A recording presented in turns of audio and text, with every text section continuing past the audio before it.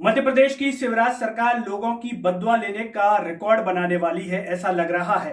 आप सोच रहे हैं कि हम ऐसा क्यों कह रहे हैं। दोस्तों, बात ही कुछ ऐसी है।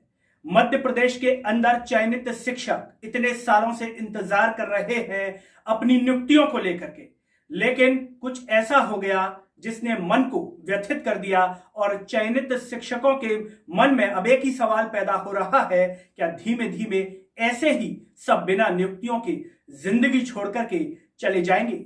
नमस्कार, मैं हूं गिरिराज शर्मा और आप देख रहे हैं सरल टॉक। सभी से एक अपील है, इस आवाज को सब्सक्राइब कीजिए और इसे हर जगह शेयर कीजिए। वर्तमान समय में कोरोना अपना प्रकोप दिखा रहा है। मध्य प्रदेश की शिवराज सरकार की खामियां और पोल खुलती हुई नजर आ रही है। शिवराज जी जो कि घोषणाओं के लिए जाने जाते हैं, लेकिन जमीनी स्तर पर किसी भी प्रकार का कार्य उनका चरितार्थ होता हुआ नहीं दिखाई देता। और इसी के चलते कोरोना के जो खामियां हैं वो सामने आ रही हैं कि कोरोना को लेकर के क्या इंतजाम शिवराज सरकार ने किए वो सामने आ रहा है। मध्य प्रदेश के चयनित शिक्षक इतने सालों से इंतजार कर रहे थे अपनी नियुक्तियों को लेकर के। शिवराज जी के आह्वान पर यहां तक कि पेड़ भी लगाए उन्होंने, लेकिन अभी तक उनकी नियुक्तियां पूरी नहीं हुई। वेरिफिकेशन का कार्य पूरा नहीं हुआ, अधर में लटका हुआ है। ऐसे में एक चयनित शिक्षक इंतजार करते करते अपनी ज्वाइनिंग का इस जिंदगी को छोड़ करके चला गया। दोस्तों, अगर उसे सही समय पर नियुक्ति मिलती, ज्वाइनिंग मिलती, तो उसकी आर्थिक स्थिति अच्छी होती और आर्थिक स्थिति के चलते वो अपना इलाज सही से करवा पाता। लेकिन मध्य प्रदेश में स्वास्थ्य सुविधाएं किस तरीके से चरमरा गई हैं, उसी के चलते चयनित शिक्षक अपनी जिंदगी छोड़ करके चला गया। इस चयनित शिक्षक का नाम है रविंद्र सेंडे, जो कि जिला सिवनी के रहने वाले हैं। संस्कृत सब्जेक्ट में इनकी नियुक्ति हुई थी। इंतजार कर रहे थे कि इनको ज्वाइनिंग मिल जाएगी और अपने परिवार को हंसी खुशी जीवन यापन करवा पाएंगे। लेकिन ज्वाइनिंग तो दूर की बात है, उनकी स्थिति इस सिस्टम ने ऐसी कर दी कि वो अपना इलाज भी ठीक तरीके से नहीं करवा पाए। ऐसे में जो जिम्मेदारी सरकार को निभानी थी वो जिम्मेदारी सरकार ने पूरी नहीं की और इस तरीके से रविंद्र सेंडे बीच में ही अपने परिवार को छोड़ करके चले गए।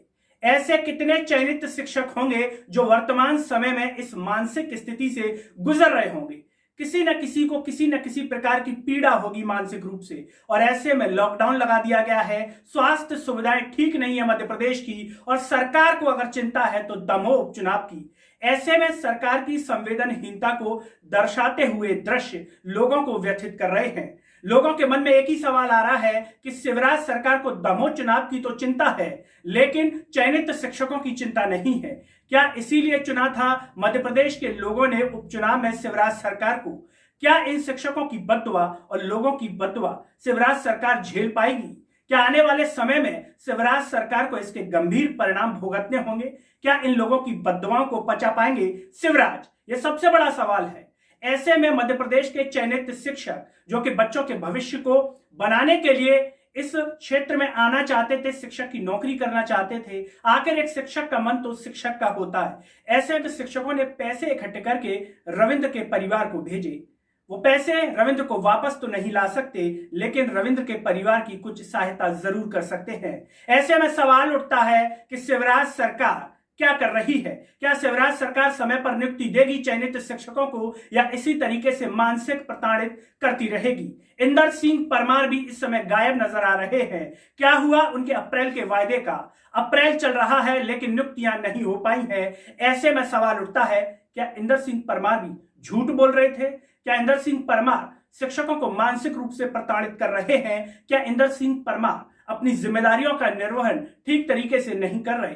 तो ऐसे में सवाल उठता है, क्या इंदर सिंह परमार को अपने पद पर आसीन रहना चाहिए या अपने पद से त्याग पत्र दे देना चाहिए? क्या इंदर सिंह परमार की जिम्मेदारी नहीं बनती कि रविंद्र जो कि जिंदगी को छोड़ करके चले गए, इनके परिवार को आर्थिक रूप से सरकार के द्वारा कुछ सहायता दी जाए?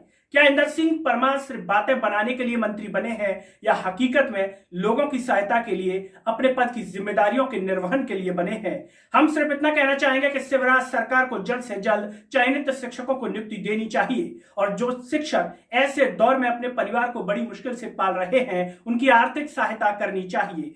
2-3 साल से जो नियुक्ति नहीं मिली है, अगर शिवराज सरकार का हृदय बड़ा है तो इन्हें 3 साल का वेतन अभी इस समय देना चाहिए, क्योंकि लॉकडाउन जब लगा हुआ है ऐसे में परिवार कैसे अपना जीवन यापन कर रहे हैं ये बड़ा सवाल है। तो क्या शिवराज को इनकी हेल्प नहीं करनी चाहिए या फिर बातें बनाने के लिए बने हैं शिवराज मध्य प्रदेश के मुख्यमंत्री?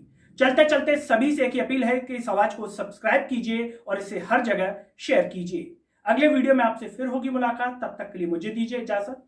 नमस्कार।